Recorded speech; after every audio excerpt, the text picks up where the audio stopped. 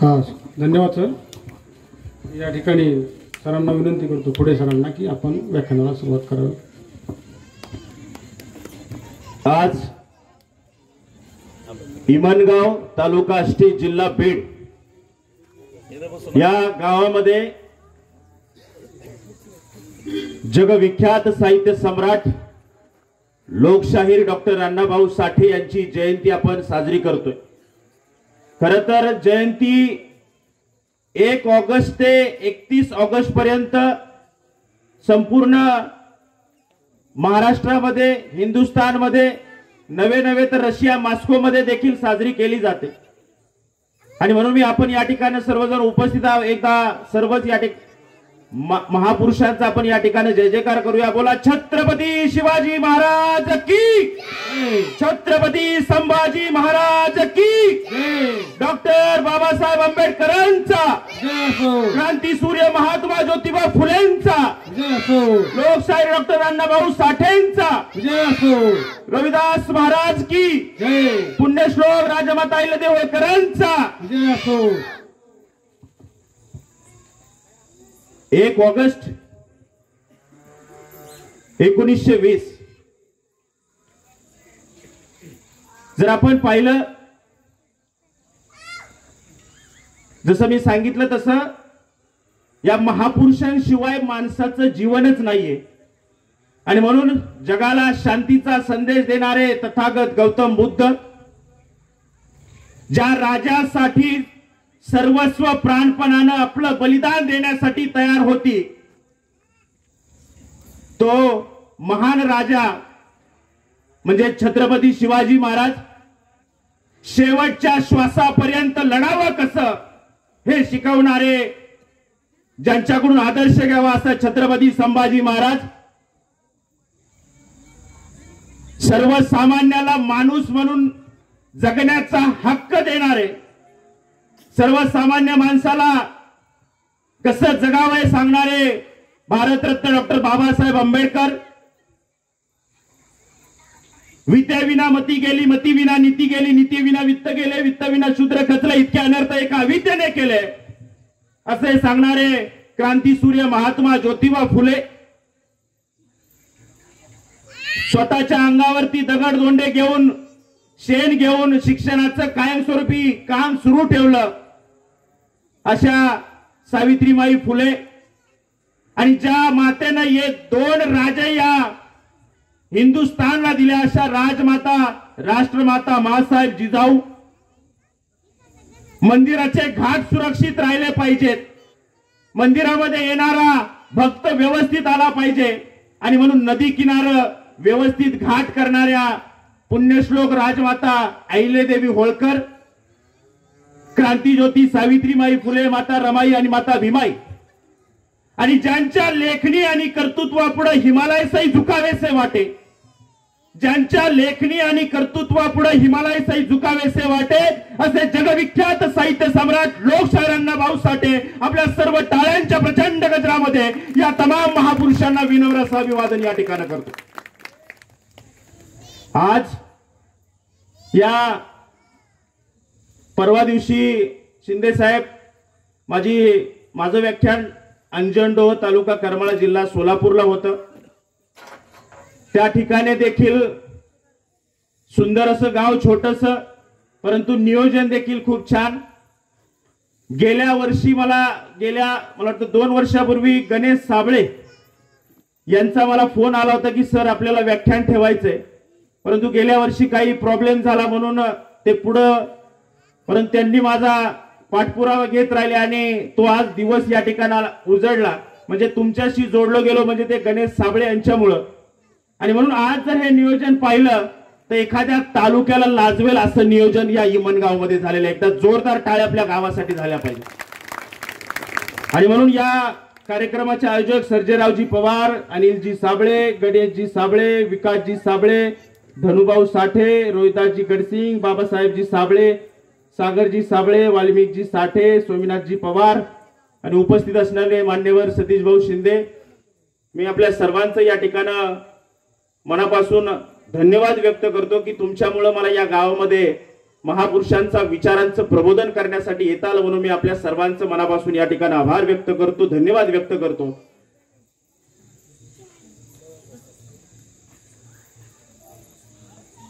प्रत्येकाला माहिती आहे की 1 ऑगस्ट 1920 जगविख्यात साहित्य सम्राट लोकशाहीर अण्णाभाऊ साठे यांची जयंती साजरी केली जाते. ही जयंती साजरी करत असताना सांगितलं की महाराष्ट्रामध्ये केली जाते, देशामध्ये केली जाते, रशियामध्ये केली जाते, कारण या महापुरुषाचा पुतळा मॉस्को मध्ये आहे, रशियामध्ये आहे, म्हणून रशियामध्ये ही साजरी केली जाते. अण्णाभाऊ साठे म्हणजे एक मातंग समाजामध्ये जन्माला आलं हे व्यक्तिमत्व. 4-5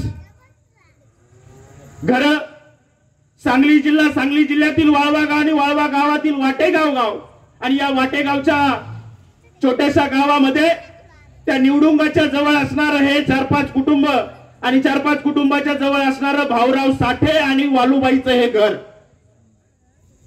आणि या वालुबाईच्या आणि भाऊरावांच्या पोटी जन्माला आलेला हा तळपता सूर्य, हा क्रांतिकारी विचार त्यांच्या पोटी जन्माला आला. आणि जन्माला आलेला असताना डोक्यामध्ये भाऊरावांचा विचार, कारण आपल्या जर पोटी जन्माला आलेलं बाळ असेल आणि त्याला जर खायला काही नसेल ना तर आई बापाला त्रास होतो.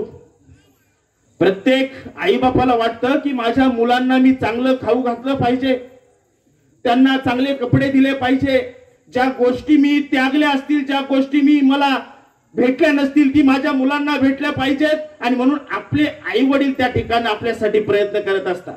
आणि अशामध्येच 2 दिवस झालं बाळाला जन्म दिलाय वालुआईंनी, परंतु बाळाला पाजायला बाळगुटी नाहीये, बाळाला खायला गोडधोड शिरा नाहीये. भाऊरावांच्या डोक्यामध्ये विचार आला काय केलं पाहिजे. आणि अशामध्येच घोड्यांच्या टापांचा आवाज त्या ठिकाणी आला.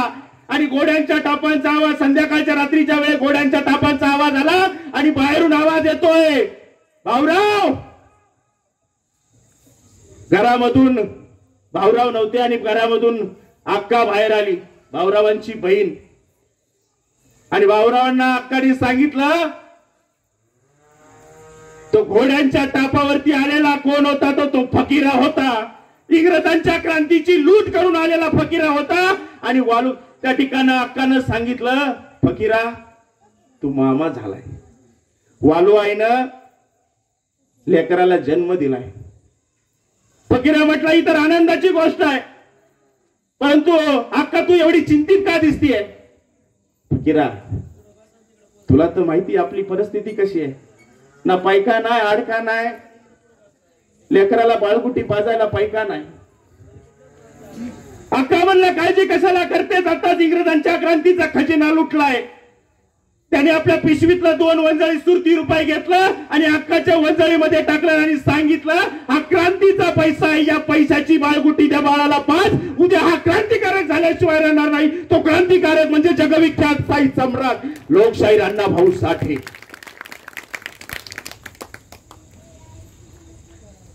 परिस्थिती बेताची होती, परिस्थिती हलाखीची होती. जर आपण पाहिलं तर 7 समुद्रापार त्या महामानवाचा पुतळा त्या ठिकाणी आहे. म्हणजे क्रांतिकारक आज आपण पाहिलं तर त्या बाळगुटीमधून पिलेला बाळगुटी, त्या क्रांतिकारी त्या पैसा सुरती रुपयामधून घेतलेला हा क्रांतिकारक आज महाराष्ट्रामध्ये नाव नाही, देशात जगामध्ये या महामानवाचं नाव आहे. आणि म्हणून फकीरा, या फकीराने केलेले उपकार, या फकीराने आपल्या भाच्यासाठी दिलेल्या वंजळीतले सुरती रुपये, पुढे या फकीरा जर आपण या ठिकाणी पाहिलं तर फकीरा नावाची कादंबरी तुम्ही आम्ही सर्वांनी वाचली असेल. या फकीरामध्ये जे चित्र जिवंत उभे केलेले आहेत हे कुठले काल्पनिक नाही, कृत्रिम नाही. आणि म्हणून अण्णा लहान त्या ठिकाणी मोठं होत होते. खरं तर हा मातंग समाजाच्या पूर्वीचा पारंपरिक व्यवसाय होता. तोडकण आणणं, त्या ठिकाणी केकताड आणणं, गायपत आणणं, ते वाळवणं, ते बदलवणं, ते त्या ठिकाणी त्याचा वाघ तयार करणं, त्याचा दोर तयार करणं. आणि जो दोर तयार करून तो शेतकरी त्या ठिकाणी आपल्या शेतीसाठी, बैलांसाठी, शेतीच्या अवजारांसाठी त्या ठिकाणी ते उपयोगामध्ये आणायचे. खरं तर लहानपणापासून अण्णा एकदम चपळ होते. लहानपणापासून अण्णा त्या ठिकाणी मासेमारी करणं, पोहायला जाणं, पक्ष्यांचा हुबेहूब आवाज काढणं, सूरपारंब्या खेळणं, त्याचप्रमाणे इकडून तिकडे हुंदडणं, मित्रांसवंगड्यांसोबत जाणं. परंतु आज जर आपण पाहिलं तर आज मुलं काय करतायत? सूरपारंब्या खेळताना मला कुठं शिंदे साहेब मुलं दिसत नाही. त्याचप्रमाणे जे आपले खेळ होते, क्रिकेट खेळताना मुलं दिसतात, परंतु जी आपली खेळ होते, विटी दांडू असेल, या खेळ या ठिकाणी लोप पावत चाललेले याचं कारण म्हणजे मोबाईल आहे. या ठिकाणी माझी सर्व भावंड छोटी छोटी या ठिकाणी मोठ्या संख्येने आहेत. मला आनंद वाटला, कारण हे उद्याचं भविष्य आहे. हे उद्याचे होणारे कलेक्टर आहे, उद्याचे तहसीलदार आहे, उद्याचा डॉक्टर आहे, इंजिनियर आहे, वकील आहे, उद्याचा पोलीस आहे. हे उद्याचं भविष्य आहे. आणि म्हणून हे या ठिकाणी आलंय, मला खूप या ठिकाणी आनंद वाटला. आणि म्हणून लहानपणापासून अण्णांना त्या ठिकाणी पक्ष्यांचे हुबेहूब आवाज काढणं. अण्णांची एक गोष्ट मला या ठिकाणी सांगावीशी वाटते. आता जसे आपल्या बघतो की आपण झाडं त्या ठिकाणी कापली जातात, वृक्षतोड होते, परंतु अण्णा जर एका झाडावरून दुसऱ्या झाडावर, दुसऱ्या झाडावरून तिसऱ्या झाडावर, तिसऱ्या झाडावरून चौथ्या झाडावरती अण्णा जर पळायला लागले तर अण्णा कुणाला सापडत नव्हते. इतका चपळ वृत्तीचा हा व्यक्तिमत्व म्हणजे जगविख्यात अण्णाभाऊ साठे. लहानपणाची एक गोष्ट म्हणजे आपण जी बघतो की खारुताई सर्वांना माहिती असेल. ही खारुताई आपल्याला कधी सापडणार नाही, पण अण्णा इतके चपळ, इतके ऍक्टिव्ह त्या ठिकाणी होते की झाडावरती पळत जायचे, ती खारुताई घ्यायची आणि खिशात घेऊन यायची आणि खाली द्यायची.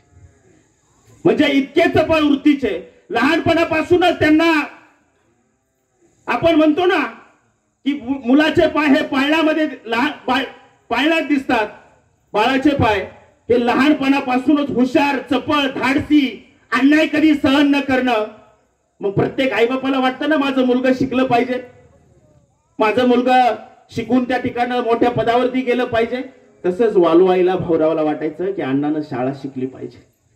आणि म्हणून अण्णा शाळेमध्ये गेले. शाळेमध्ये गेल्यानंतर पहिल्या दिवशी मास्तरनं त्या ठिकाणी अक्षर काढायला लावलं. जसं आपण लहानपणी शाळेमध्ये गेलो तसं बाराखडी असेल, क ख ग ग असेल, तसं अण्णांना काढायला लावलं. पहिल्या दिवशी काढल्यानंतर ग म भ म हे अक्षर पाठीवरती गिरवली. शाळा सुटली, घरी गेले. मास्तरनी सांगितलं उद्या परत येताना हे गिरवून आणा, त्याचा सराव करा. दुसऱ्या दिवशी पुन्हा एकदा शाळा भरली. शाळेमध्ये सर्व मुलं त्या ठिकाणी आली. पुन्हा एकदा मास्तरनी विचारलं, बघू तुमच्या पाट्या, तुम्ही काय केलं, तुम्ही काय केलं. अण्णांचा नंबर आला. अण्णा भाऊंची पाटी पाहिली. अण्णा भाऊंचं खरं नाव हे तुकाराम. एक संत साहित्यातले जगद्गुरु तुकोबाराय आणि हे साहित्याचे संत म्हणलं तरी वावगं ठरणार आहे असे तुकाराम भाऊराव साठे. त्यांच्या घरामध्ये ते थोरले होते आणि म्हणून त्यांना सर्वजण त्या ठिकाणी अण्णा म्हणायचे. आणि म्हणून अण्णांचे त्या ठिकाणी नंबर आला. अण्णांची पाटी पाहिली. का रे तुक्या, तू का गिरवलं नाहीस? तुक्या म्हणला, मास्तर मी कालच शाळेत आलोया आणि लगेच कसं काय जमल मला म्हणला. मास्तरला म्हणलं, कसं काय जमल मला? तू खाल्लं की कुठं रूप येत असतंय बाई. मास्तर म्हणला, तू काय एवढं बोलतो काय? जे आमच्या या मास्तरनं अण्णाला धरलं आणि अण्णाच्या बोटावरती मार मार मारलं. हो, अण्णाची बोट सुजेपर्यंत अण्णांना मारलं. परंतु अण्णा देखील काय कच्च्या गुरुचा चेला नव्हता. अण्णा हा फकीराचाच भाचा होता. अण्णाने अन्याय कधी सहन केला नाही. आपण देखील कधी सहन केला नाही पाहिजे. आपण स्वाभिमानाने जगलं पाहिजे. हे शिकवले आपल्याला छत्रपती शिवाजी महाराजांनी. आपल्यावरती अन्याय आपण सहन केला नाही हे शिकवले आपल्याला डॉक्टर बाबासाहेब आंबेडकरांनी. आणि म्हणून बाहेर गेले, पांदीमध्ये लपून बसले आणि नारळा एवढा दगड घेतला. मास्तर बाहेर कधी येतो या आणि कधी मी त्याला दगड घालतो या. मास्तर बाहेर आला आणि जे अण्णाने दगड घेतला, जे भिरकावला, मास्तर जागच्या जागी छाती कोलबडून पडलो. मग मास्तरची तक्रार केली, भाऊराव साठेंकडे तक्रार केली, पंताकडे तक्रार केली. पंतांनी सांगितलं, अहो मास्तर काय झालंय नेमकं बघा. त्या तुक्या मला कसा त्या ठिकाणी वेगळं बोलतोय, मला मग उलट पालट बोलतोय. आणि म्हणून त्या ठिकाणी तुकाराम भाऊराव साठे या आजच्या कार्यक्रमाच्या निमित्तानं मान्यवरांचं मी या ठिकाणी मनापासून स्वागत करतो. जयदत्त भैया डस यांच्या ठिकाणी जयंती कमिटीच्या वतीने सहर्ष तुकाराम भाऊराव साठे. आणि मग शाळेत असल्यानंतर त्या ठिकाणी मास्तरनी मारल्यानंतर तिथून अण्णाची जी 1.5 दिवस म्हणजे अर्ध्या दिवसाची जी शाळा सुटली, तिथून अण्णांनी परत शाळेकडे कधी तोंड केलं नाही. आज जर वाटेगाव मध्ये तुम्ही गेलात तर वाटेगाव मध्ये देखील आज लहानपणापासून अण्णा त्या ठिकाणी बघा, त्यावेळेस जे वेगवेगळे खेळ होते त्या टायमाला मोबाईल नव्हता, सोशल मीडिया नव्हतं. त्याचप्रमाणे त्यावेळेस लगेच फोन केला, लगेच माणूस हजर झाला नाही. आपला जर एखादा संदेश त्या ठिकाणी द्यायचा असेल, तो घोड्यावरती असेल, तो तारच्या माध्यमातून असेल, तो पत्राच्या माध्यमातून असेल, देण्याचं काम त्यावेळेस होतं. आणि म्हणून त्यावेळेस दांडपट्टा खेळण्याची त्या ठिकाणी वाटेगाव मध्ये स्पर्धा चालायच्या. दांडपट्टा खेळत असताना दांडपट्टा कसा खेळला जायचा, त्याच्यामधला अव्वल कसा काढला जायचा, तर दांडपट्टा खेळत असताना 2 प्रतिस्पर्धी एकमेकांसमोर उभे केले जायचे. त्यांना पांढरे शुभ्रे कपडे घातले जायचे. पांढरे शुभ्रे कपडे घातल्यानंतर दोघांच्या हातामध्ये दांडपट्टा दिला जायचा. आणि निवड कशी केली जायची, तर ती निवड करत असताना एका प्लेट मध्ये, एका मोठ्या ताटली परातीमध्ये नीळ घेतली जायची. ती नीळ घेतल्यानंतर त्याच्यामध्ये वाळू घेतली जायची. आणि वाळू ज्या वेळेस दांडपट्टा जोरामध्ये सुरू होईल त्यावेळेस ती वाळू त्यांच्या अंगावर शाईमध्ये भिजलेली फेकली जायची.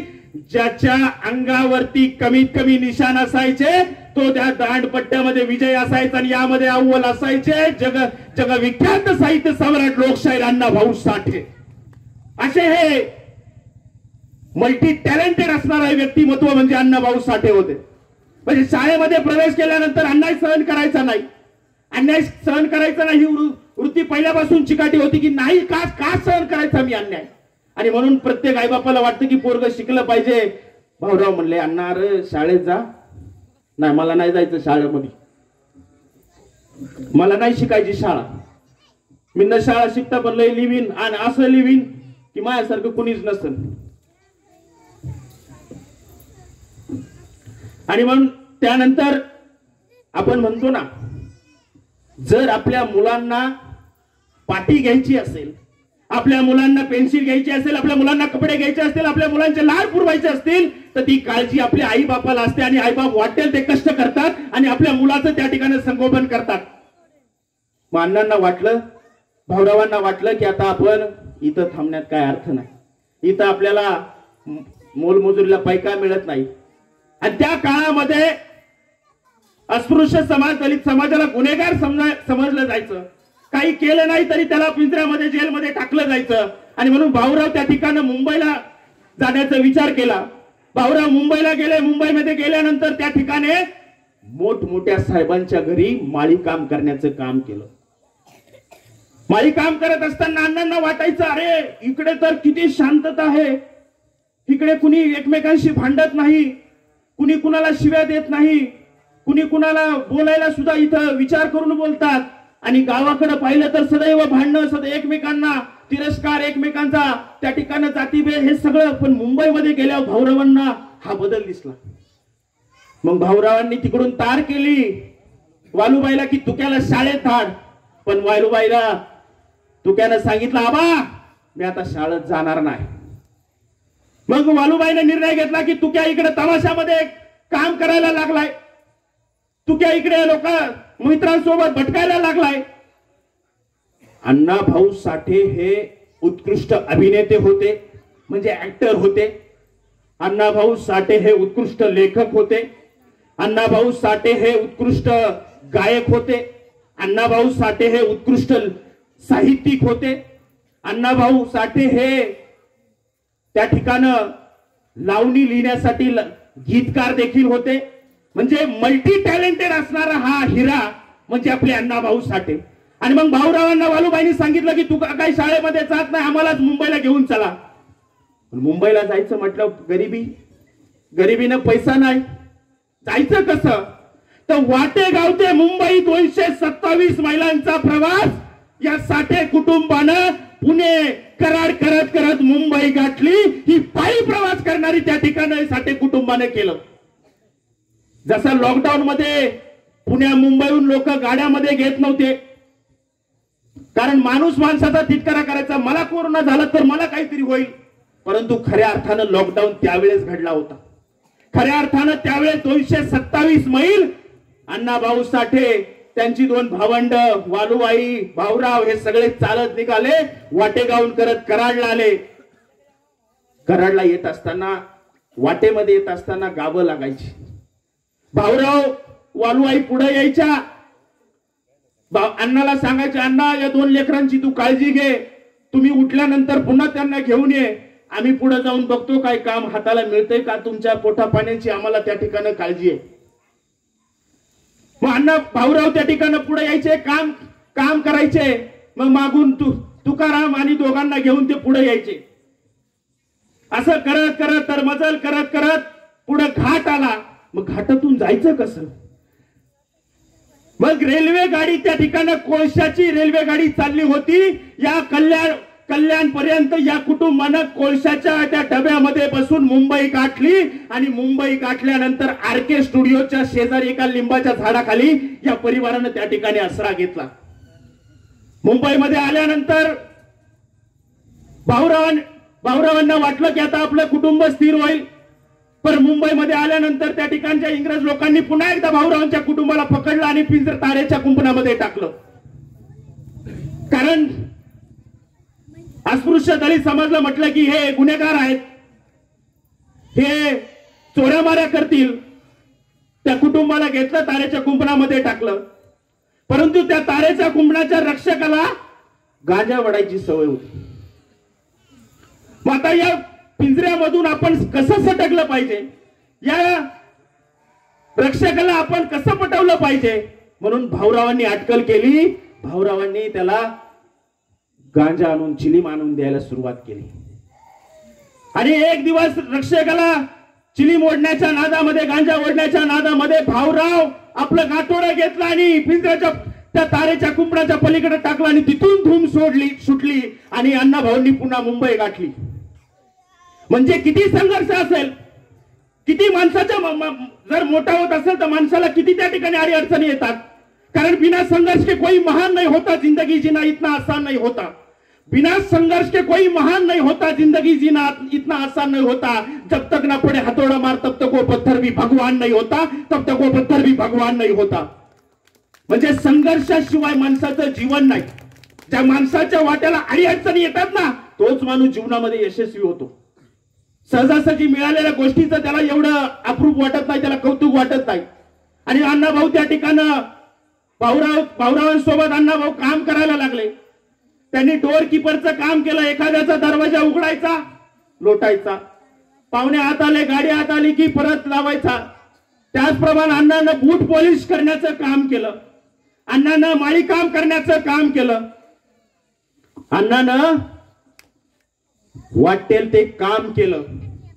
भायखळ्याच्या चांदबिबीच्या त्या चाळीमध्ये राहत असताना फक्त डोक्यावर ते गाठोडं घ्यायचं आणि ते गाठोडं घेऊन फक्त त्या व्यक्तीसोबत फिरायचं. आणि त्या व्यक्तीसोबत फिरत असताना त्याच्यातून काय पैका मिळेल, त्या पैकामधून आपली गुजराण करायची. हे अण्णाभाऊंनी त्यावेळेसचे दिवस हे केलेले. परंतु त्यानंतर अण्णाभाऊ मोठे होत गेले, अण्णाभाऊंना काम करायला लागले. अण्णाभाऊ गिरणी कामगारांसाठी त्या ठिकाणी गिरणीमध्ये कामाला लागले. आणि गिरणीमध्ये काम करत असताना एक लक्षात घ्या, जीवनामध्ये जर चांगली संगत असेल ना तर जीवनाला रंगत येते. जर आपण राहतो कुणासोबत, आपण उठतो कुणासोबत, आपण बसतो कुणासोबत, आपले विचार कुणाशी जुळतात, याच्यावरून आपलं व्यक्तिमत्व खुलत असतं. आणि त्या गिरणीमध्ये काम करत असताना शेजारी एक इराण्याचं हॉटेल होतं. त्या इराण्याच्या हॉटेलमध्ये कॉम्रेड श्रीपाद अमृत डांगे नावाचं व्यक्तिमत्व त्या ठिकाणी चहा प्यायला यायचे. आणि अण्णांची प्रगल्भता, अण्णांचं व्यक्तिमत्व, अण्णांनी जर शाहिरी म्हणायला लागले तर त्या ठिकाणी लोक असे, जसे तुम्ही या ठिकाणी बसलेले आहेत तशी लोक ऑटोमॅटिक जमा व्हायचे. लोकांना सांगावं लागायचं नाही की या कार्यक्रम आहे. अण्णांचा आवाज गोड होता. अण्णा डफावरती थाप दिली, कारण त्यावेळेस डफावर थाप दिल्यानंतर लोक जवळ यायची. क्रांतीचं साधन त्यावेळेस डफ होतं. आणि म्हणून श्रीपाद अमृत डांगेंची भेट झाली आणि कम्युनिस्ट विचार असतील, गुलामगिरीच्या या चिखलात का ऋतून बसला ऐरावत, निघ बाहेर अंग झाडून घे बिलीवरती घाव, जग बदल घालून गाव मज सांगून गेले भीमराव.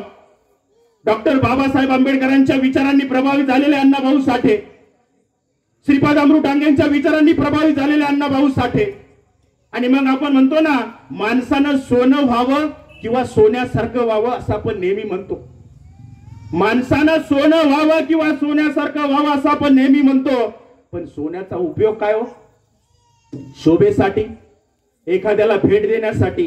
पण माणसानं काय व्हायचं असेल तर पैस व्हावं, जिथं जाईल त्याचं सोनं करून टाकावं, अशी माणसं अण्णांच्या जीवनामध्ये भेटली. कारण निसर्गाला रंग हवा असतो, फुलांना गंध हवा असतो. निसर्गाला रंग हवा असतो, फुलांना गंध हवा असतो. माणूस एकटा कधी जगणार? त्याला मैत्रीचा छंद हवा असतो. अशी मैत्री शाहीर अमर शेख, शाहीर कवानकर अशी मित्र मंडळी अण्णांना भेटली आणि अण्णाभाऊ साठेंनी लाल बावटा कला पथकाची स्थापना केली. या लाल बावटा कला पथकाच्या माध्यमातून गावोगाव जायचं, उपेक्षित, वंचित, शोषित त्या ठिकाणी प्रत्येकाचे विचार त्या ठिकाणी मांडायचे, क्रांती करायची, असे लाल बावटा पथकाचे कार्यक्रम गावोगाव व्हायला लागले. लाल बावटा कला पथक जर एखाद्या गावामध्ये यायचं असेल, त्या टायमाला 4 चाकी गाड्या नव्हत्या, 4 व्हीलर असतील कुणाकडे, श्रीमंत व्यक्तीकडे, परंतु त्यावेळेस बैलगाड्या मात्र होत्या. मग गावोगाव लाल बावटा पथकाचा कार्यक्रम यायचा म्हटलं, अण्णाभाऊ साठे यायचे म्हटलं की गावची गावं बैलगाड्याने निघायची. कारण अण्णाभाऊ साठेंचा लाल बावटा कला पथकाच्या माध्यमातून डफावर थाप आणि आरोळी, माझी मैना मुंबई, माझी मैना गावाकडे राहिली, माझ्या जीवाची होती गायली, उदात्त गुणाची, मोठ्या मनाची, सीता ती माझी रामाची, हसून बोलायची, मंद चालायची, सुगंध केतकी.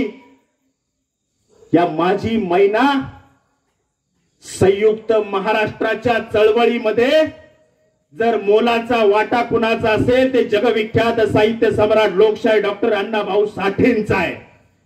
ही मुंबई गुजरात पासून वाचवली कुणी असेल, ही मुंबई गुजरातच्या घशामध्ये जाण्यापासून वाचवण्याचं काम कुणी केलं असेल तर ते अण्णाभाऊ साठेंनी केलं. आज आपण थाटात म्हणतो जय महाराष्ट्र, हे जय महाराष्ट्र म्हणतो ना, हे अण्णाभाऊ साठेंमुळेच आपण म्हणतोय. माझी मैना गावाकडे राहिली म्हणजे माझी अण्णाभाऊ साठेंना त्या मैनेला रूपक दिलेलं आहे. अण्णाभाऊ साठेने कुठल्या स्त्रीचं वर्णन केलं नाही, कुठल्या सुंदर स्त्रीला त्यांनी तिकडे वर्णन केलेलं नाही. तर माझी मैना म्हणजे गोवा असेल, कारवार असेल, निपाणी असेल, डांग असेल, हा कर्नाटक मध्ये आजही तो वाद सुरू आहे. हा भाग अजूनही तसाच राहिलेला आहे आणि मुंबई त्या ठिकाणी वाचवण्याचं काम कुणी केलं असेल ते आपल्या अण्णाभाऊंनी साठेंनी या ठिकाणी केलेलं आहे. म्हणजे संयुक्त महाराष्ट्राच्या चळवळीमध्ये शाहीर अमर शेख असतील, शाहीर कवानकर असतील. नागपूरमध्ये असाच एक कार्यक्रम होता. त्या ठिकाणी राष्ट्रसंत तुकडोजी महाराजांचं एका ठिकाणी कीर्तन सुरू होतं आणि त्या ठिकाणी लाल बावटा कला पथकाचा कार्यक्रम नागपूरमध्ये येणार होता. त्या ठिकाणी सर्व गावामध्ये वार्ता पसरली, लाल बावटा पथकाचा कार्यक्रम त्या ठिकाणी येणार आहे. राष्ट्रसंत तुकडोजी महाराजांचं कीर्तन एकीकडे, लाल बावटा पथकाचा कार्यक्रम एकीकडे. राष्ट्रसंत तुकडोजी महाराजांच्या कीर्तनाला त्या ठिकाणी गर्दी कमी झाली, परंतु संपूर्ण गर्दी लाल बावटा कला पथकाकडे, लाल बावटा कला पथकाकडे त्या ठिकाणी प्रत्येक जण त्या ठिकाणी लाल बावटा कला पथकाकडे जायचा. आणि कला पथकाकडे जात असताना राष्ट्रसंत तुकडोजी महाराजांना समजलं की लाल बावटा कला पथकाचा कार्यक्रम आहे. रंगामध्ये आलेला लाल बावटा कला पथकाचा कार्यक्रम त्या ठिकाणी सुरू झाला आणि तेवढ्यामध्ये आरोळी आली की अरे राष्ट्रसंत तुकडोजी महाराज आले, सरका लवकर, त्यांना जागा द्या, जागा द्या. राष्ट्रसंत तुकडोजी महाराज भाषण करणार, राष्ट्रसंत तुकडोजी महाराज कीर्तन करणार, प्रश्न पडला. राष्ट्रसंत तुकडोजी महाराज मंचावरती आले, राष्ट्रसंत तुकडोजी महाराज मंचावरती आले आणि मंचावरती येऊन म्हणाले, अरे बाबांनो, मी कीर्तन करायला इथं आलो नाही, मी भाषण करायला इथं आलो नाही, तर मी इथं आलोय ते फक्त आणि फक्त लोकशाहीर अण्णाभाऊ साठे यांना भेटायला. कारण राजमहालामध्ये ढेकून पिणारी माणसं जन्माला येतात, झोपडीमध्ये कला जन्माला येते. ही कला पाहण्यासाठी मी आज या ठिकाणी आलोय. असं उद्गार कुणाचे होते? राष्ट्रसंत जगत तुकडोजी महाराजांचे विचार होते. बंगालचा दुष्काळ त्या ठिकाणी पडला. बंगालचा दुष्काळ त्या ठिकाणी पडल्यानंतर त्या ठिकाणी मदत केली पाहिजे. आता अण्णाभाऊ साठेंचा आणि बंगालचा काय संबंध? परंतु मानव हित महत्वाचा आहे. आज या ठिकाणी स्टेजवरती महापुरुषांना आपण विनम्र अभिवादन केलं. हिंदवी स्वराज्य स्थापन करत असताना छत्रपती शिवाजी महाराजांसोबत प्रत्येक जाती धर्माचा मावळा त्या ठिकाणी होता. डॉक्टर बाबासाहेब आंबेडकरांनी त्या ठिकाणी संविधान लिहिलं, ते अखंड देशासाठी लिहिलं. महात्मा ज्योतिबा फुलेंनी जे शिक्षणाचं कार्य केलं ते प्रत्येक जाती धर्माच्या मुलांसाठी मानवासाठी कार्य केलं. अण्णाभाऊ साठेंनी संयुक्त महाराष्ट्राची मुंबई वाचवली. अण्णाभाऊ साठेंनी बंगालमध्ये गेले, ते फक्त आणि फक्त माणसासाठी. माणसाचं हित महत्वाचं आहे, मानव हित महत्वाचं आहे, हे महापुरुषांचे विचार होते. आणि म्हणून बंगालच्या दुष्काळामध्ये आपलं पथक त्या ठिकाणी गेलं. शाहीर अमरशेख असतील, गवाणकर असतील यांच्या माध्यमातून. आणि बंगालच्या दुष्काळासाठी लाल बावटा पथकाची पथक त्या ठिकाणी कला सादर केली आणि मदत गोळा करण्याचं काम अण्णाभाऊ साठेंनी केलं. गोवा मुक्ती संग्राम असेल की त्या ठिकाणी मानवी हक्क मिळाले पाहिजे. गोव्यामध्ये इंग्रजांचं राज्य गेलं, पोर्तुगीजांचं राज्य आलं. माणसाला माणूस म्हणून त्या ठिकाणी जगवलं जात नाहीये. आणि म्हणून त्या ठिकाणी चळवळ उभी करण्याचं काम अण्णाभाऊ साठेंनी केलं. क्रांती उभी करण्याचं काम अण्णाभाऊ साठेंनी केलं. हे तुम्हाला आम्हाला त्या ठिकाणी माहिती असलं पाहिजे. हे माहिती कधी होईल? इथं बसलेली जी मुलं आहेत, जी मगाशी मी सांगितलं, हे उद्याचं भविष्य आहे. आपल्या आई वडिलांनी काय केलं पाहिजे? तर आपल्या मुलाला चॉकलेट द्या, गिफ्ट द्या, त्यांचे लाड पुरवा, पण त्यांना छोटी छोटी महापुरुषांची पुस्तकं आणून वाचायला द्या. त्यांना वाचता येत नसतील, तुम्ही वाचून दाखवा. हे छत्रपती शिवाजी महाराज होते. शहाजी राजे आणि जिजाऊंच्या पोटी हे जन्माला आलेला हिरा. हे डॉक्टर बाबासाहेब आंबेडकर होते, ज्यांनी संविधान या देशासाठी लिहिलं. हे छत्रपती संभाजी महाराज होते, एकही युद्ध हरले नाही, शेवटच्या श्वासापर्यंत त्या ठिकाणी प्राणाची बाजी लावलेली, एकही युद्ध हरले नाही, असे संभाजी राजे होते. यांनी दगडधोंडे अंगावरती घेतले. कर्मठ लोकांनी त्यांना त्रास दिला, पण शिक्षणाचं अखंड काम चालू ठेवलं. हे महात्मा ज्योतिबा फुले होते. ही माझी सावित्री आई होती. नदीचे घाट त्यांनी सुरक्षित ठेवल्या. राजमाता अहिल्यादेवी होळकर होत्या. हे तुम्ही सांगितलं पाहिजे मुलांना. आपणच म्हणतो, बाळ्या इकडे ये, जरा गायचपची पुडी घेऊन ये. संस्कार मुलांवरचं जे लक्ष आहे, मुलांचे पहिले हिरो कोण असतील तर ते आपले आई बाप आहेत. मुलांना जे तुम्ही दाखवणार आहात, जे पेरणार आहेत, ते त्यांच्यामध्ये उगवणार आहे. आणि म्हणून त्यांना चांगले विचार ऐकवा. आपल्याकडे युट्यूब आहे, सोशल मीडिया जवळ आलंय. आपण इथून अमेरिकेमध्ये फोन लावू शकतो, तिकडे लंडनला फोन लावू शकतो, तिकडे ऑस्ट्रेलियामध्ये फोन लावू शकतो. का? जग जवळ आलंय, 21वे शतक आलंय. मग मुलांना तुम्ही युट्यूबच्या माध्यमातून त्यांना उपयोगी त्या ठिकाणी चांगलं लेक्चर असतील, त्या ठिकाणी त्यांना उपयोगी असं साहित्य त्या ठिकाणी ऐकू शकता, वाचू शकता. नाही त्यांना काय समजलं, तुम्ही त्यांना समजून सांगू शकता. हे आई बापाचं महत्वाचं काम आहे. कारण आज त्यावेळेस सारखी परिस्थिती नाहीये. एखाद्याला एखादा मेसेज पोहोचवायचा, तो 8 दिवसाने पोहोचत नाही, तो क्विक ऍक्शन मध्ये पोहोचतो. व्हॉट्सअपला आत्ता मेसेज टाकला, तो अमेरिकेत जरी असेल तरी त्याला मेसेज पोहोचतो. म्हणजे सुख सुविधांनी माणूस जवळ आलाय. व्हॉट्सअप असेल, सोशल मीडिया असेल, या माध्यमातून तुम्ही आम्ही जवळ आले, जग जवळ असं म्हणतोय. पण आपण काय करतोय? आपल्या मुलांना नातवायला रडायला लागलं की त्याला मोबाईल लावून देतो. बघ बसत, रडू नको, फक्त रडू नको बाळा, पाण्याला जाऊन येते. बघ तवर मोबाईल. त्याला काय कळत नाही. जे पेरणार आहे ते उगवणार आहे.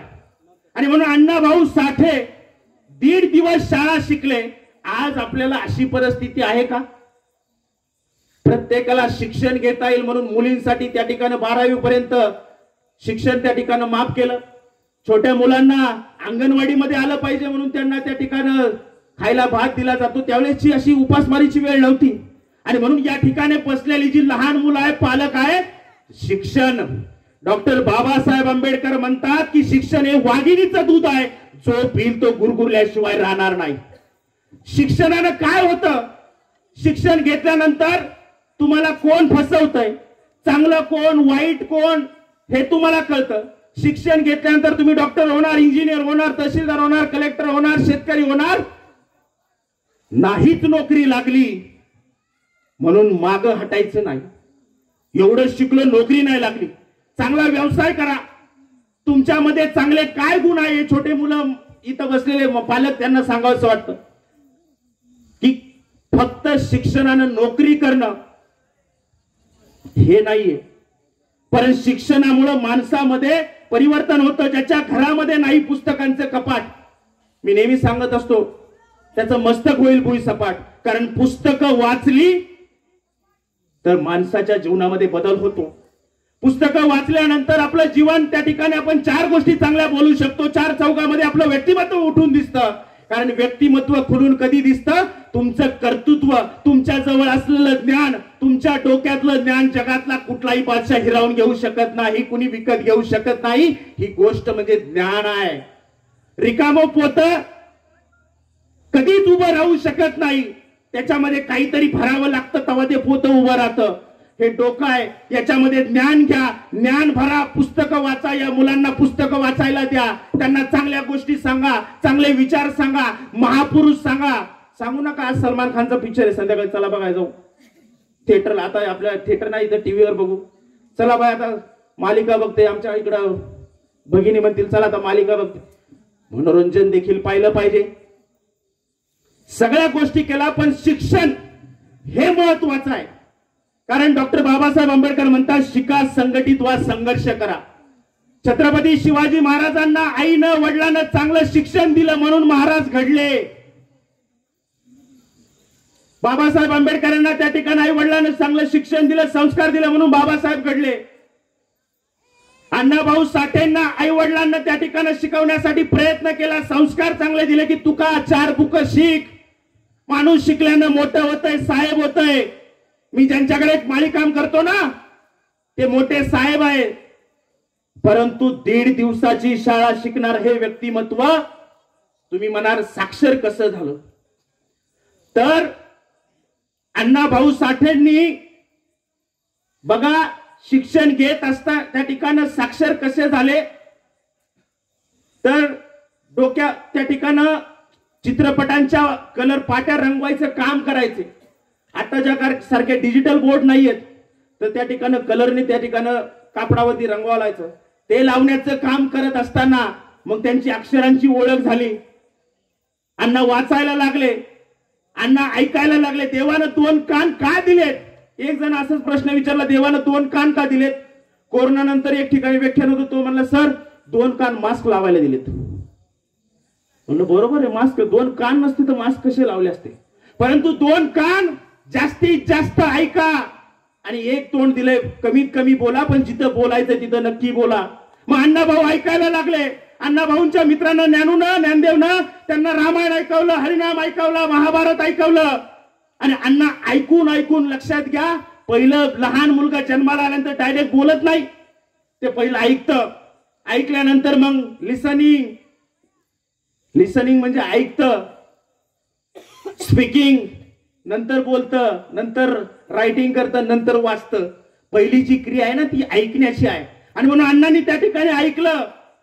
आणि म्हणून वाचत असताना त्या ठिकाणी चित्रपटाचे, कृष्ण धवल चित्रपट, ब्लॅक अँड व्हाईट चित्रपट त्या ठिकाणी लागायचे, त्याचे पोस्टर चिटकवण्याचं काम अण्णा करायचे. आणि अण्णा करत असताना या अण्णा भाऊंनी 35 कादंबऱ्या, 13 कथा संग्रह, 13 पोवाडे, 1 रशियाचा प्रवास, लावण्या असतील, त्याचप्रमाणे चित्रपटाच्या स्क्रिप्ट लिहिण्याचं काम या जगविख्यात साहित्य सम्राट लोकशाहीर अण्णाभाऊ साठेंनी केलं. आणि या महामानवाचं साहित्य 27 भाषेमध्ये भाषांतर झालं.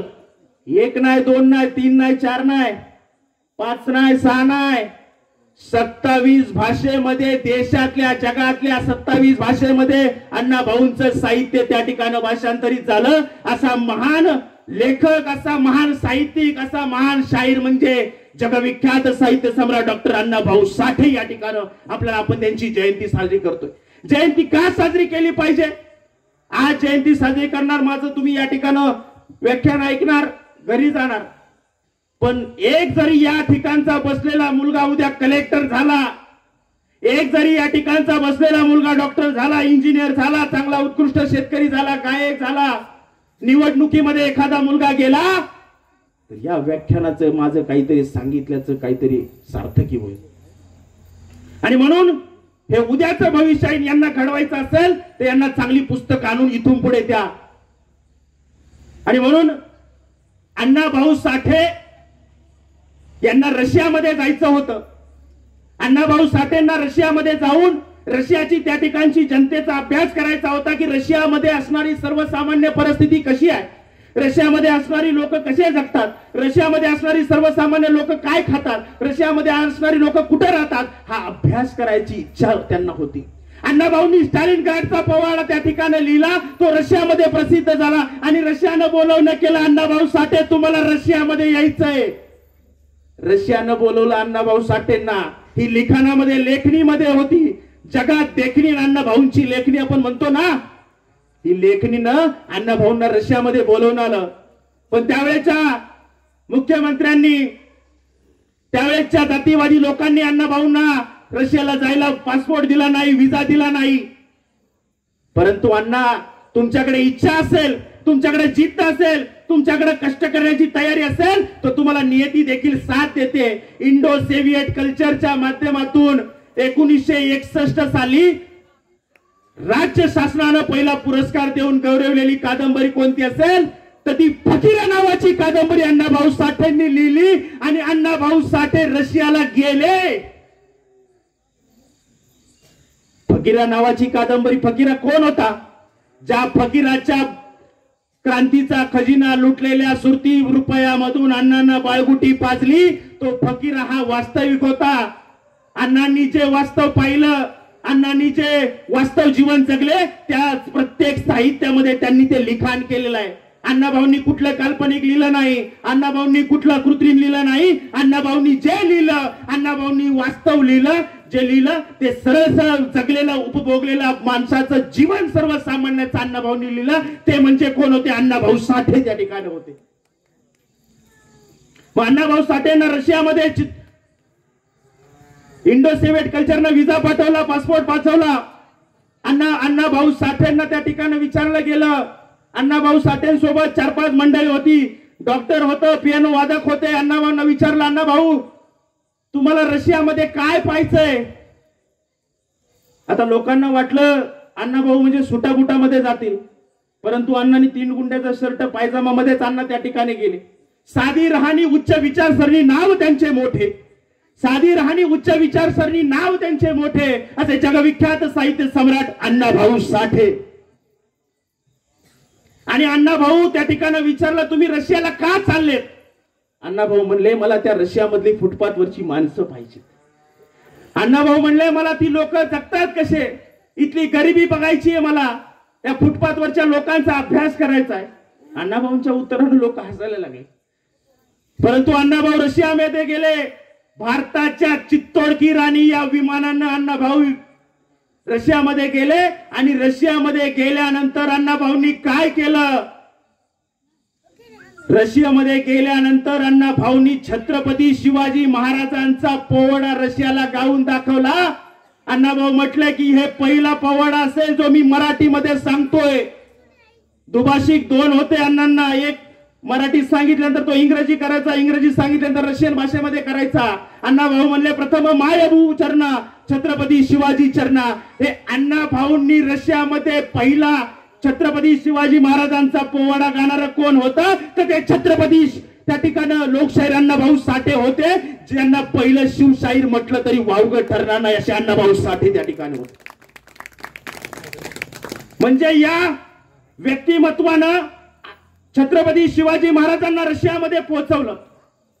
ज्या फकीरा कादंबरीनं अण्णा भाऊंना राज्य शासनाचा पहिला पुरस्कार मिळाला, त्या फकीरा जर तुम्ही वाचली तर पहिल्या पानावरती लिहिलेलं आहे, डॉक्टर बाबासाहेब आंबेडकरांच्या झुंजार लेखनीस समर्पित अर्पित करतो, हे अण्णाभाऊ साठेंनी लिहिलेलं आहे. कारण अण्णाभाऊ साठे बाबासाहेब आंबेडकरांच्या विचारानं प्रभावित झाले आणि म्हणून जी कादंबरीमुळे अण्णाभाऊ रशियामध्ये पोहोचले, त्या कादंबरी पहिली समर्पित कुणाला केली असेल तर ते डॉक्टर बाबासाहेब आंबेडकरांना केली. आणि म्हणून शिक्षण तुम्ही कसंही शिका, साक्षर व्हा, पण शिक्षण घ्या. शिक्षणासोबत नुसतं शिक्षित होऊ नका, सुशिक्षित व्हा.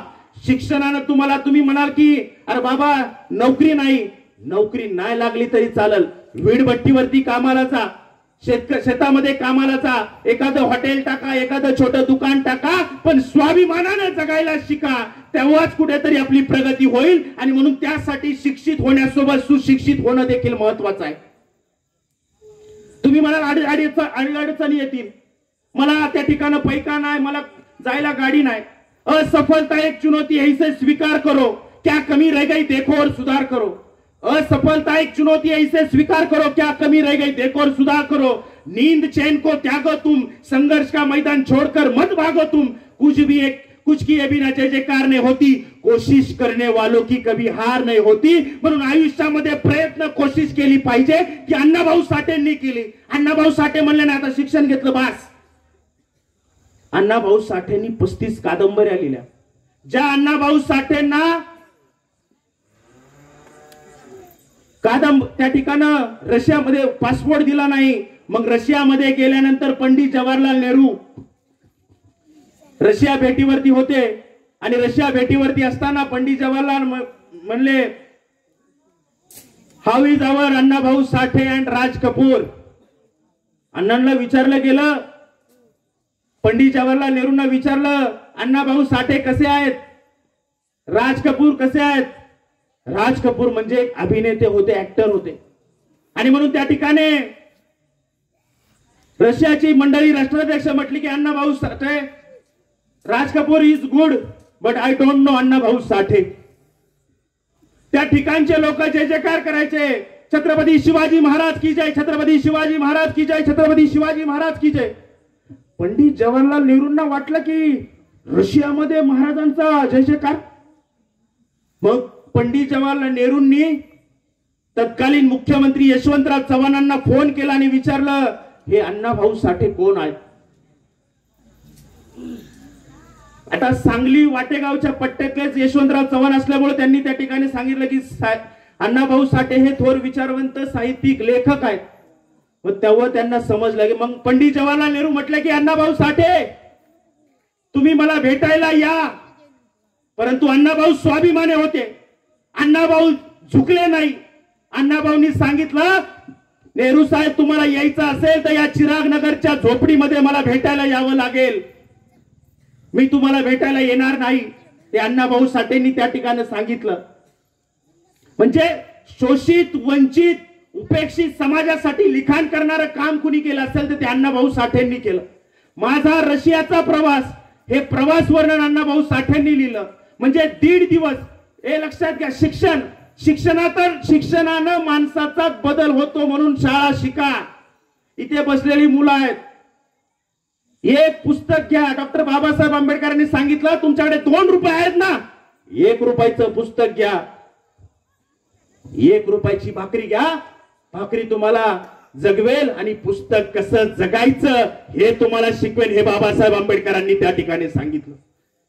आणि म्हणून शिक्षणानं बदल होतो. तुम्ही म्हणाल वारंवार तुम्ही एकच सांगताय, मी जो बोलतोय ना हा शिक्षणामुळे बोलतोय. शिक्षण नसतं तर मला बोलता आलं असतं का? नाही. म्हणून इथे बसलेल्यांनी ठरवा, छोटी छोटी मुलं, की मी शाळेमध्ये पहिला नंबर आणणार, मी मोठं झाल्यावर डॉक्टर होणार, इंजिनियर होणार, कलेक्टर होणार, IPS होणार, IAS होणार. हे तुम्ही ठरवा. तेव्हाच कुठेतरी माणसाच्या जीवनामध्ये बदल होईल. कारण अण्णाभाऊ साठे म्हणतात की नैराश्य हे तलवारीवर साचलेल्या धुळीसारखं असतं. माणूस जगत असताना माणसाला त्या ठिकाणी अडीअडचणी येतात, माणूस डिप्रेशन मध्ये जातो, नैराश्य येतं. पण अण्णाभाऊ साठे म्हणतात की नैराश्य हे तलवारीवर साचलेल्या धुळीसारखं असतं. धूळ झटकली की तलवार पुन्हा चमकते, पुन्हा काम करायला सुरुवात करते. हे अण्णाभाऊ साठेंनी त्या ठिकाणी सांगितलं. आणि म्हणून इतकी मोठी चळवळ आज जर पाहिलं तर रशियामध्ये गेल्यानंतर ज्या ठिकाणी अण्णाभाऊ साठे 40 दिवस राहिले त्या सोव्हिएट हॉटेलमध्ये अण्णाभाऊंचं तैलचित्र आज आहे. सोव्हिएत स्काय नावाच्या हॉटेलमध्ये आज अण्णाभाऊंचं त्या ठिकाणचं तैलचित्र आहे. मॉस्कोमध्ये गेल्यानंतर अण्णाभाऊंचा पुतळा आहे. 2023 मध्ये देवेंद्र फडणवीस साहेबांच्या हस्ते त्या ठिकाणी त्याचं अनावरण झालं. म्हणजे 1 मे 1960 हा महाराष्ट्र दिन ज्यांच्यामुळे साजरा केला जातो त्याच्यामध्ये सिंहाचा वाटा, मोलाचा वाटा कुणाचा असेल तर ते अण्णाभाऊ साठेंचा आहे.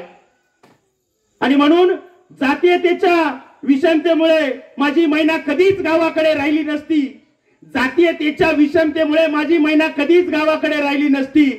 आणि अण्णाभाऊ साठेंना मुंबई सोडण्याची वेळ कधीच आली नसती. जर अण्णाभाऊंची थाप डफावर पडली असती तर अण्णाभाऊंना मुंबई सोडण्याची वेळ कधीच आली नसती.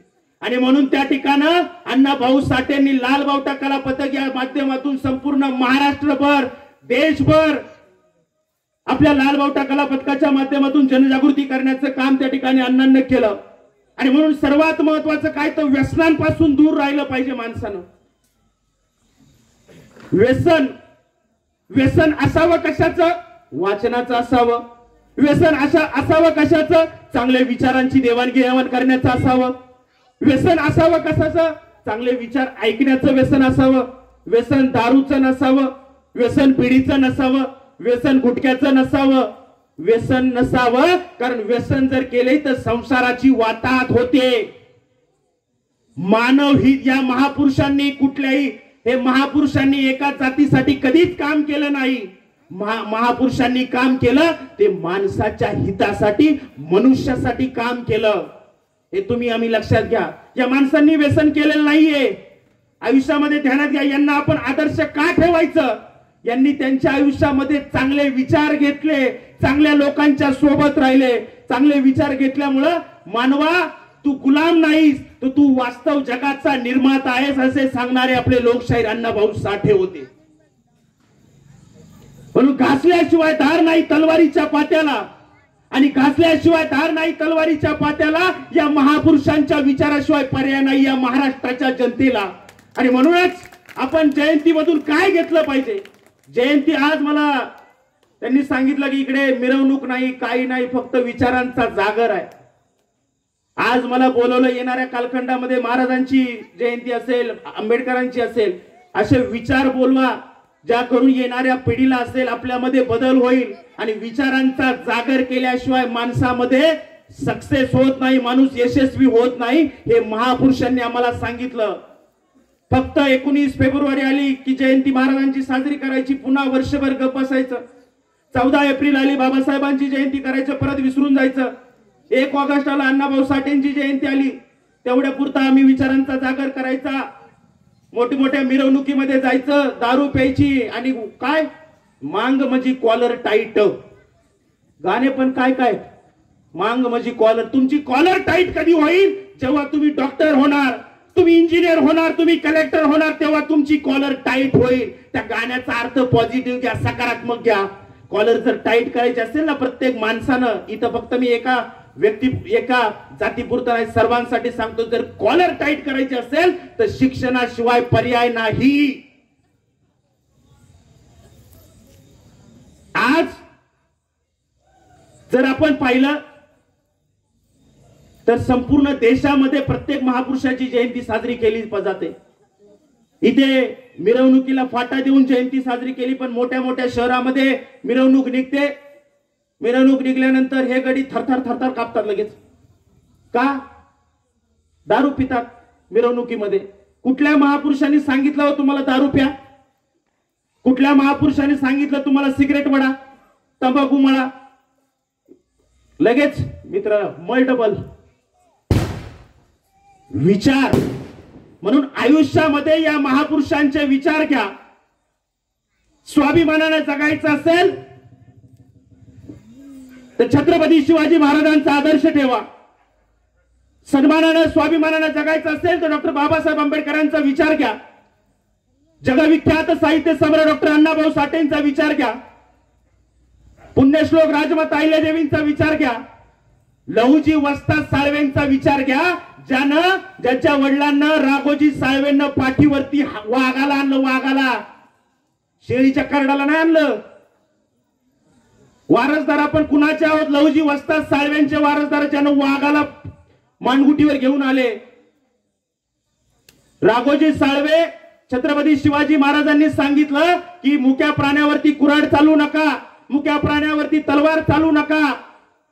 राघोजी साळवे जंगलामध्ये गेले आणि वाघाची झटापट करायला लागले. वाघ आल्यावरती आपण काय करणार? वाघाला म्हणू काय, ये वाघ ये. वाघ आल्यानंतर आपल्याला आपण काय, तर आपण भीतीने मरू, अटॅकने मरू. परंतु राघोजी साळवेंनी वाघाला त्या ठिकाणी तलवार, ती कुऱ्हाड खोसली कमरेला आणि झाडाचं टिपरू घेतलं आणि त्या वाघाला झुंज द्यायला लागले. वाघ जसा अंगावायचा लाकडाने झुंज द्यायची. जोपर्यंत वाघ दमत नाही, जोपर्यंत वाघ पेकळत नाही, तोपर्यंत त्या वाघाशी झुंज देणारे राघोजी साळवे होते.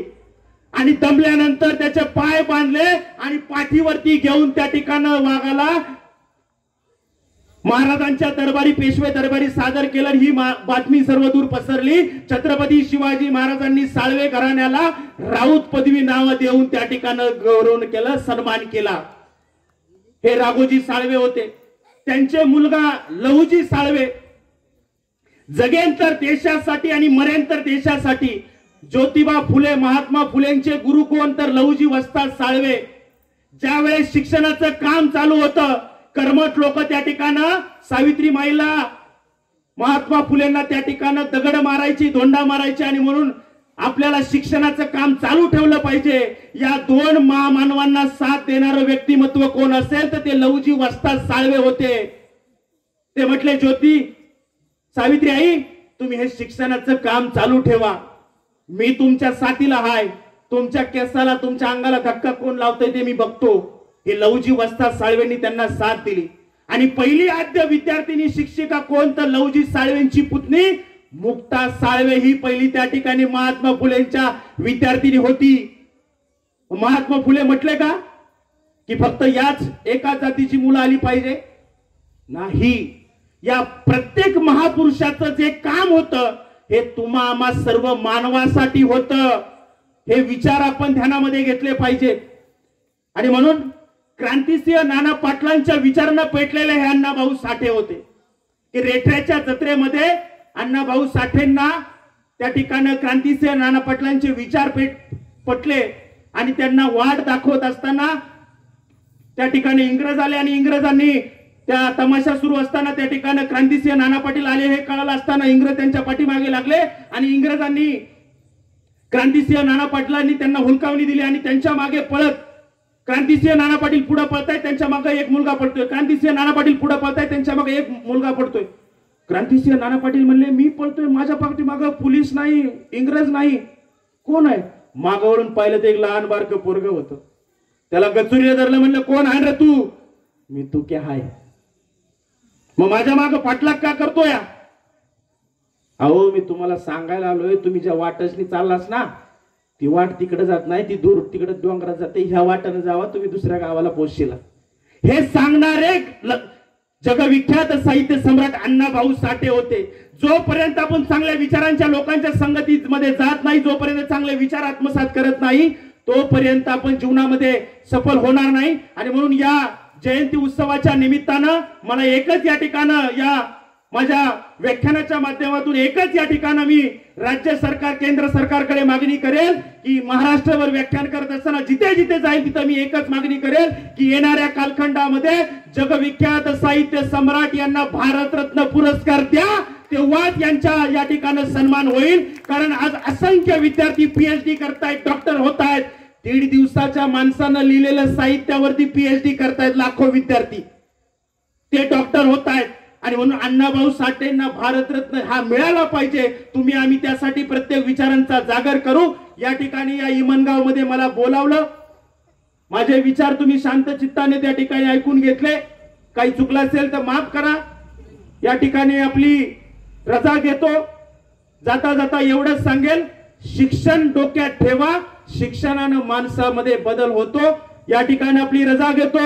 जय हिंद, जय महाराष्ट्र, जय शिवराय, जय भीम, जय लहुजी, जय ज्योती, जय क्रांती, जय भगवान, जय महाराष्ट्र. धन्यवाद सर. सरांनी जवळजवळ 2 तास आपल्याला अण्णाभाऊ साठे, छत्रपती शिवाजी महाराज आणि आंबेडकर, लहुजी वस्ताद यांच्याविषयी असे अनमोल असे मार्गदर्शन केलेलं आहे. आज आभार प्रदर्शनासाठी या ठिकाणी मी सर्वांचे आभार व्यक्त करू इच्छितो.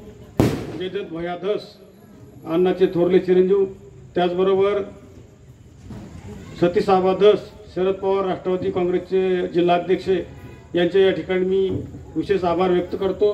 कारण की छोट्याशा गावामध्ये सर दोघांनी येऊन या ठिकाणी आपली हजेरी लावलेली आहे. त्याचबरोबर मनमोहन दास खुडे सरांचं या ठिकाणी मी आभार विशेष मानतो की त्यांनी 2 तास सलग पाणी न पिता देखील आपल्याला शिक्षणाविषयी महत्त्व, त्याचबरोबर अण्णाभाऊ साठे यांचं कार्य काय आहे आणि त्यांचं लिखाण कसं होतं, जे मी पाहतो ते मी लिहितो, जे रीतिरिवाज आहेत, ज्या गोष्टी मी पाहिल्या त्याच मी लिहिल्यात, जे न देखे रवी ते देखे कवी, अशी एक प्रकार असतो लेखकांचा. परंतु अण्णाभाऊ साठेंचा तसा प्रकार नव्हता. त्यांनी ग्रामीण कथेमध्ये जे पाहिलं तेच आपल्या पुस्तकातून लिहिलं आणि ते समाजापुढे मांडलेलं आहे. अशा पद्धतीने आभार प्रदर्शन अध्यक्षाच्या परवानगीने या ठिकाणी वेळ आली निरोपाची